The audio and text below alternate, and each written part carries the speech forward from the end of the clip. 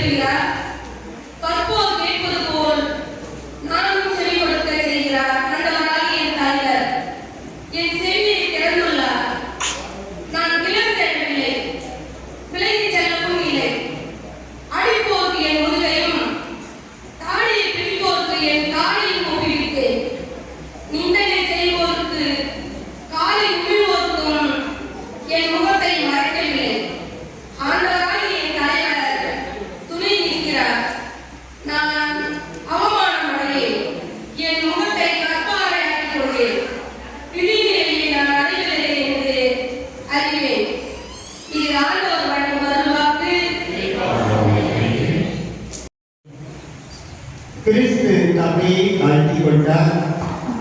எனவே கடவுள் கிறிஸ்துவை உயர்த்தினார்.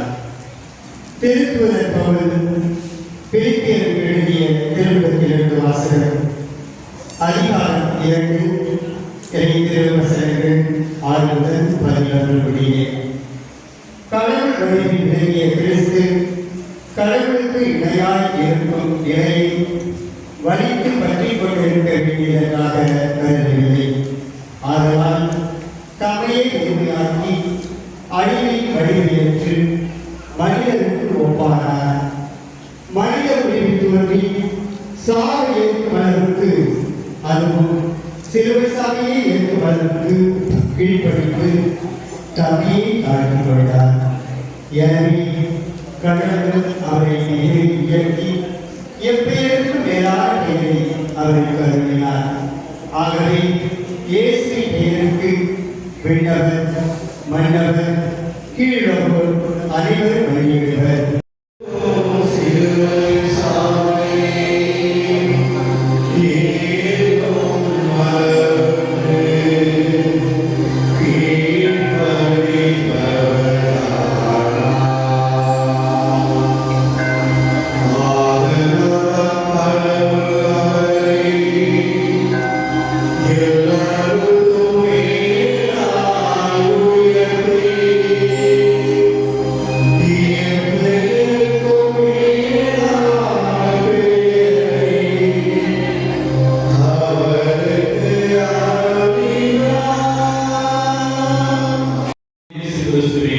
திருப்பாடுகள். பன்னிருவர் ஒருவனாகிய யூதாசு இஸ்காரியோத்து தலைமை குருவிடம் வந்து, இயேசுவை உங்களுக்கு நான் காட்டி கொடுத்தால் எனக்கு என்ன தருவீர்கள் என்று கேட்டான். அவர்களும் 30 வெள்ளிக்காசுகளை எண்ணி அவனுக்கு கொடுத்தார்கள். அது முதல் அவன் அவரை காட்டி கொடுப்பதற்கு வாய்ப்பு கேட்டுக் கொண்டிருந்தான். குறிப்பிட்ட அப்ப விழாவின் முதல் நாளில் சீடர்கள் இயேசுவை அணுகி வந்து, நீ பாஸ்கா விருந்துண்ண நாங்கள் எங்கே ஏற்பாடு செய்ய வேண்டும் என விரும்புகிறீர் என்று கேட்டார்கள். இயேசு அவர்களிடம், நீங்கள் புறப்பட்டு நகருக்கு சென்று இந்நாளிடம் போய் எனது நேரம் நெருங்கி வந்துவிட்டது, என் சீடர்களோடு உன் வீட்டில் பாஸ்கா கொண்டாடப் போகிறேன் என போதகர் கூறுகிறார் என்று சொல்லுங்கள் என்றார். இயேசு தங்களுக்கு பணித்தபடியே சீடர்கள் செயல்பட்டு பாஸ்கா விருந்துக்கு ஏற்பாடு செய்தார்கள். மாலை வேளையானதும் அவர் 12 பந்தியில் அமர்ந்தார். அவர்கள் உண்டு கொண்டிருந்த பொழுது அவர், உங்கள் ஒருவன் என்னை காட்டிக் கொடுப்பான் என உறுதியாக உங்களுக்கு சொல்கிறேன் என்றார். அப்பொழுது அவர்கள் மிகவும் வருத்தம் தவறாய், ஆண்டவரே, அது நானோ என்று ஒவ்வொருவரும் அவரிடம் கேட்க தொடங்கினார்கள். அதற்கு அவர், என்னுடன் பந்தியில் கொண்டு உண்பவனே என்னை காட்டிக் கொடுப்பான். மாநில மகன் தம்மை பற்றி மறைநூலில் எழுதியுள்ளபடியே கூறுகிறார். ஆனால் ஐயோ, அவனை காட்டிக் கொடுக்கிறவனுக்கு கேடு. அம்மனிதன் உறவாதிருந்தால் அவனுக்கு நலமாக இருந்திருக்கும் என்றார். அவரை காட்டிக் கொடுத்த யூதாசும், ரவி, நானோ என அவரிடம் கேட்க இயேசு, நீயே சொல்லிவிட்டாய் என்றார். அவர்கள் உணவு அருந்திக் கொண்டிருந்த பொழுது இயேசு அப்பத்தை எடுத்து கடவுளை போற்றி அதை பிட்டு சீடருக்கு கொடுத்து, இதை பெற்று உண்ணுங்கள், இது எனது உடல் என்றார். பின்பு கிண்ணத்தை எடுத்து கடவுளுக்கு நன்றி செலுத்தி அவர்களுக்கு கொடுத்து, இதில் உள்ளதை அனைவரும் பகிருங்கள், நினைத்து ஓடிக் கொள்வீர்கள். ஏனெனில் 1000 வெட்டிலே அப்போது மந்தையில் உள்ள ஆடுகள் சிதறடிக்கப்படும் என்று மறைநூலில் எழுதியுள்ளது. நான் உயிருடன் எழுப்பப்பட்ட முன்பு உங்களுக்கு முன்பே கலிலேயாவுக்கு போவேன் என்றார். அதற்கு பேதுரு அவரிடம், எல்லாரும் உம்மை விட்டு ஓடி போய்விட்டாலும் நான் ஒருபோதும் ஓடி போக மாட்டேன் என்றார். இயேசு அவரிடம், இந்நிலவில் சேவல் கூவும் மும்முறை நீ என்னை மறுதளிப்பாய் என உறுதியாக உங்களுக்கு சொல்கிறேன் என்றார். பேதுரு அவரிடம், நான் உம்மோடு சேர்ந்து இறக்க வேண்டியிருந்தாலும் உம்மை ஒருபோதும் மறுதலிக்க மாட்டேன் என்றார். அவ்வாறே சீடர்கள் அனைவரும் சொன்னார்கள். பின்னர் இயேசு சீடர்களுடன் கெத்செமனே என்னும் இடத்திற்கு வந்தார். அவர், நான் இங்கே போய் இறைவனிடம் வேண்டும் வரை இங்கேயே அமர்கிறேன் என்று அவர்களிடம் கூறி பேதுருவையும் செபதேயுவின் மக்கள் இருவரையும் தம்முடன் கூட்டிச் சென்றார். அப்போது அவர் துயரமும் மனக்கலக்கமும் அடையத் தொடங்கினார். அவர், எனது உள்ளம் சாவு வருவதற்கு ஆழ்ந்த துயரம் கொண்டுள்ளது. நீங்கள் என்னோடு இங்கேயே தண்ணியை விழித்திருங்கள் என்று அவர்களிடம் கூறினார். பிறகு அவர் சற்று அப்பால் சென்று முகம் குப்புற விழுந்து, என் தந்தையே, முடிந்தால் இன்னும் இந்த துன்பக் கிண்ணம் என்னை விட்டு அகலட்டும். ஆனாலும் என் விருப்பப்படி அல்ல, உன் விருப்பப்படியே நிகழட்டும் என்று கூறி இறைவனிடம் வேண்டினார். அதன் பின்பு அவர் சீடர்களிடம் வந்து அவர்கள் உறங்கிக் கொண்டிருப்பதைக் கண்டு பேதுருவிடம், ஒரு மணி நேரம் கூட என்னோடு விழித்திருக்க உங்களுக்கு வருவதில்லையா? உங்கள் மனம் ஆர்வமுடையதுதான், ஆனால் உடல் வலுவிட்டது. எனவே சோதனைக்கு உட்படாதிருக்க விழித்திருந்து இறைவனிடம் வேண்டுங்கள் என்றார். திருவள்ளுவர் ஆகிய மிகுந்த உயர் சிகரத்தை எட்டி பிடிக்கின்ற ஒரு அருமையான காலம்தான் தவக்காலத்தில் வருகின்ற இந்த புனித வாரம். கோடைவி செத்திமானா சாந்தா. அன்பான சகோதர சகோதரிகளே, இந்த புனித வாரம் ஏன் புனித வாரம் என்று அழைக்கப்படுகிறது என்பதை நாம் அறிவோம். புனிதராம் கடவுள் மனிதனாக பிறந்து மனிதர்களாக நம்மை புனிதர்களாக மாற்றுவதற்கு அவர் மேற்கொண்ட மிக அற்புதமான பயன்தான் இந்த புனிதமான திருப்பயணம். அதனுடைய முதல் நாள் தான் இன்று. அன்றைய நாளில் 2000 ஆண்டுகளுக்கு முன்னே இயேசு எல்லாம் அறிந்தவராய் இருந்தும் தெரிந்தவராய் இருந்தும் எருசலேமுக்குள்ளே செல்கிறார். நான் எருசலேமுக்கு போனால் எனக்கு மரணம் உண்டு, கொலை உண்டு, என்னை கொலை செய்வார்கள், எனக்கு பாடுகள் உண்டு, அடி உண்டு, உதை உண்டு, இரத்தம் சிந்த வேண்டும், அவமானம் உண்டு என்று அறிந்த இயேசு எருசலேமுக்கு போகிறார். தெரிந்து போகிறார், அறிந்து போகிறார். கடவுளுடைய திட்டத்தை நிறைவேற்றப் போகிறார். மனிதனை மீட்பதற்காக மேற்கொண்ட மாபெரும் அற்புதமான புனித பயணம், புனித செய்தி. கடவுளுக்கு ஒப்புக் கொடுக்கப்பட வேண்டிய ஒரே புனித பலி கல்வாரி பலி. அந்த கல்வாரி பலியை நிறைவேற்ற அவர் அங்கே செல்கிறார். தெரிந்து செல்கிறார். நம்ம போவோம், அங்கே போனா எனக்கு நோய் வரும், அங்கே போனா எனக்கு ஆபத்து அப்படின்னு போவோமா? போக மாட்டோம். ஆனால் இவர் செல்கிறார். கொரோனா நேரத்தில் அங்கே இந்த வீட்டில் இருந்தாங்க, இந்த வீட்டில் இருந்தாங்க, அங்கே இருந்தாங்க, அங்கே அடப்போம், இங்கே அடப்போம், அங்கே இதெல்லாம் கேள்விப்பட்ட நீங்கள் நான் போகணுமா? போகல, போக மாட்டோம். ஏன் ஆபத்து? நோய் நடந்து வந்துவிடும். நம்ம உற்றார் உறவினர் கூட, உடன் பிறந்தவர்கள் கூட, பெற்றோர்கள் கூட, பிள்ளைகள் கூட துன்பப்பட்ட வேளையில ஒதுங்கி இருந்தோம், செல்லவில்லை. மனிதனையும் கொடுப்பதையும். ஆனால் ஆண்டவர் இன்றைக்கு மனிதனாக பாடுபடுகிறார், கடவுளாக பாடுபடவில்லை. மனிதனாக புனிதனாக பாடுபடுகிறார். பாடுபடுவதற்கு அவரே விரும்பி செல்கிறார். விரும்பி சென்று எதை நிறைவேற்றுகிறார்? தந்தையே, உமது திருவுள்ளபடி நடக்க வேண்டும். உமது திட்டம் நிறைவேறட்டும்.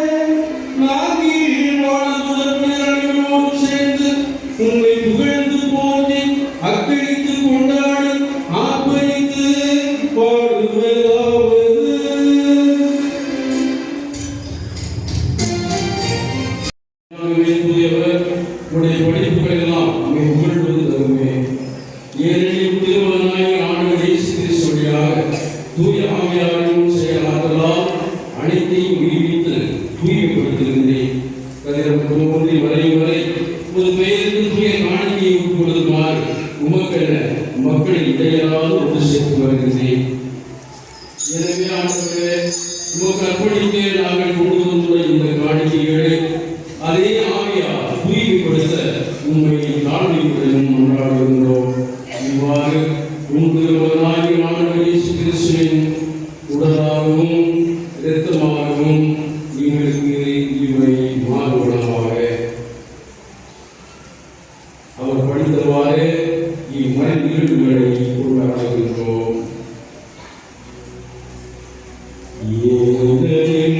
அவர் காட்டிக் கொடுக்கப்பட்ட இரவில் அப்பத்தை எடுத்து உமக்கு நன்றி செலுத்தி ஆசி வழங்கி அதை விட்டு தம் சீடர்களுக்கு அழைத்து அவர் கூறியதாவது: அனைவரும் இதிலிருந்து பெற்று உண்ணுங்கள்.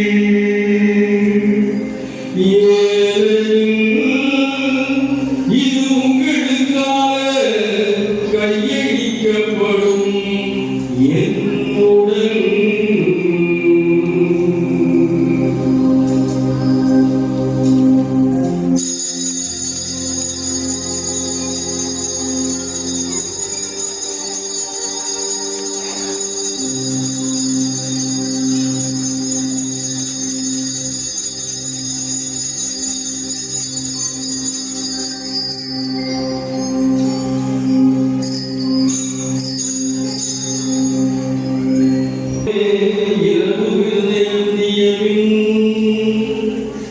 கிண்ணத்தை எடுத்து உமக்கு நன்றி செலுத்தி ஆசி வழங்கி அதை தம் சீடர்களுக்கு அழைத்து அவர் கூறியதாவது: அனைவரும் இதிலிருந்து பெற்று பருகுங்கள்.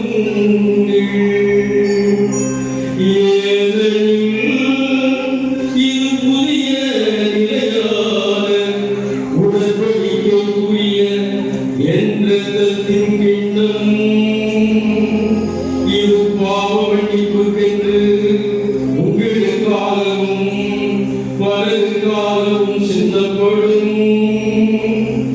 இதை என் நினைவாக செய்யுங்கள்.